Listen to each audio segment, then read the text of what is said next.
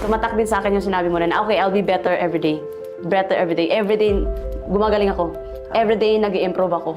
So, ang tawag doon parang binibreak mo lang yung Yes, previous up. record mo. Yes, up. So, naiintindihan mo rin na malayo pa tayo. Yes, up. So, darating ang time, kung nagsa-7 figures ka, malayo pa tayo. Marami pa tayong mga leaders na magsa-7 figures. Yes, Madami. Yes, up. Eh, natutuwa ako mga bok kasi dumadami na yung mga practitioners. So, ito yung naging result. Siguro, i-flex ko na din. Ana is one of the earner ng nagsa-7 figures din siya in a month. And growing pa yan. And sa lahat ng mga nanonood dito, alam mo na marami ka natutunan. Yes. 5 years from now sa industry ng multi-level marketing, ano masabi mo? Hindi ko siya ma-imagine up 5 years from now. Pero, ang sure ako, 5 years from now, ang pinag-aaralan na sa school is paano kaya yaman.